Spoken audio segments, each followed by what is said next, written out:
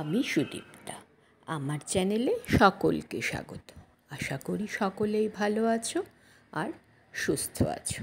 আজকে আমি custard recipe তোমাদের সাথে শেয়ার করব। আমি কিভাবে বানাই সেটাই তোমাদের সাথে শেয়ার করব। কাস্টার্ড বানানোর জন্য আমি গ্যাসে কড়াই বসিয়ে দিয়েছি। কড়াইতে দিয়ে দিচ্ছি 1/2 লিটার দুধ। এই দুধটা ভালো করে জাল করতে হবে, ওই জন্য আমি 1 প্যাকেট দুধ, 500 ml এক প্যাকেট দুধ আমি দিয়ে দিলাম। আর কিছুটা দুধ আমি একটা বাটিতে সরিয়ে রাখলাম, কেন কাস্টার্ডটা আমার রেডি করতে হবে ওখানে।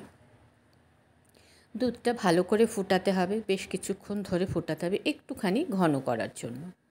দেখো বেশ ফুটে এসেছে দুধটা, একটুক্ষণ ফুটিয়ে নিচ্ছি, আমি ভালো করে জাল করে নিচ্ছি।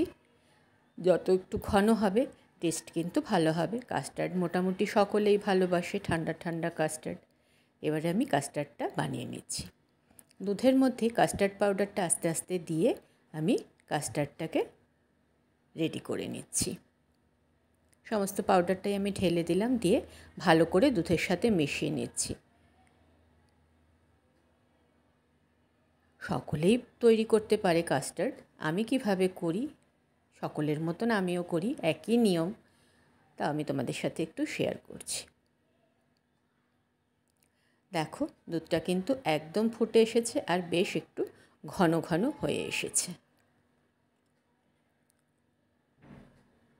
এবারে আমি দিয়ে দিচ্ছি পরিমাণ মতন চিনি। যে যেমন মিষ্টি খায় সে তেমন পরিমাণ চিনি দেবে। আমি একটু বেশি মিষ্টি খাই, ওই জন্য একটু বেশি মিষ্টি দিলাম। যারা কম মিষ্টি পছন্দ করে একটু কমও চিনি দিতে পারে। চিনিটা গুঁড়ো করেও দেওয়া যায়, আমি গোটা চিনি দিচ্ছি। দেখলাম বেশি বড় বড় দানা নয়, ওই জন্য আমি এমনি চিনি দিয়ে দিলাম। দিয়ে ভালো করে মিশিয়ে নিয়েছি। এবারে আমি কাস্টার্ডটা যে রেডি করেছিলাম সেটা আস্তে আস্তে দিয়ে ভালো করে দুধের সাথে মিশিয়ে নিচ্ছি। একসাথে পুরোটা দিলে লাম্প হয়ে যাওয়ার সম্ভাবনা থাকে, এজন্য আমি অল্প অল্প করে দিয়ে ভালো করে মিশিয়ে নিচ্ছি। দিয়ে ভালো করে নাড়াতে হবে, নাইলে জমাট হয়ে যেতে পারে। দেখো সুন্দর আমি মিশিয়ে নিয়েছি, একদম ঘন হয়ে এসেছে দুধটা, ক্রিমি ভাব এসে গেছে একটা। বেশ ভালো করে ফুটিয়ে নিয়ে এবারে আমি কিন্তু গ্যাসটা বন্ধ করে দেব। দিয়ে গ্যাসের উপরে একটুক্ষণ বসিয়ে রাখবো, দিয়ে ঠান্ডা হতে দেব। ভালো মতন ঠান্ডা করতে হবে কাস্টার্ডটাকে। দেখো ভালো করে ফুটিয়ে আমি এবার গ্যাস বন্ধ করে রেখে দিচ্ছি। আর ফল হিসেবে আমি দিয়েছি আঙুর আর কলা। আঙুরগুলো গোটাই থাকবে, কলাগুলো আমি পিস করে কেটে রেডি করে নিয়ে আসছি।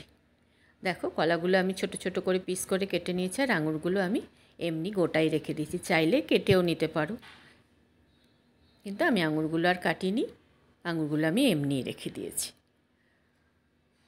দেখো এদিকে আমার কাস্টার্ডটা কিন্তু পুরোপুরি রেডি হয়ে গেছে, একদম ঠান্ডা হয়ে গেছে আর একদম ঘন হয়ে গেছে। এবার আমি সার্ভ করার জন্য রেডি হয়ে গিয়েছি। আমি 3টে বাটি নিয়ে নিয়েছি। এবারে আমি আস্তে আস্তে কাস্টার্ডটা সার্ভ করে দিচ্ছি বাটির মধ্যে।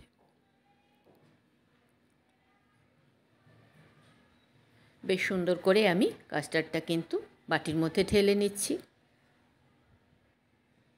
আর বলে রাখি, যদি ভিডিওটা ভালো লেগে থাকে তাহলে লাইক কমেন্ট কিন্তু অতি অবশ্যই করো। আর যদি নতুন বন্ধু হয়ে থাকো তাহলে চ্যানেলটা কিন্তু সাবস্ক্রাইব করে দিও। দেখো আমি আঙুর আর কলা দিয়ে কিন্তু একটা একটা করে বাটি আমি সাজিয়ে নিচ্ছি।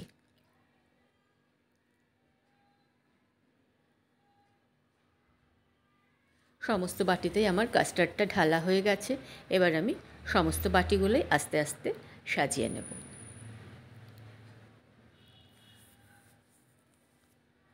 কাস্টার্ড কিন্তু ঠান্ডা ঠান্ডা ভালোই লাগে, শীতকালেও ভালো লাগে খেতে, গরমকালেও কিন্তু ভালো লাগে ঠান্ডা ঠান্ডা খেতে। একদম রেডি করে আমি বসিয়ে দেব ফ্রিজে। একদম ঠান্ডা হয়ে গেলে খুবই টেস্ট লাগে খেতে, এটা সকলেরই জানা। আমি সার্ভ করে দিয়েছি।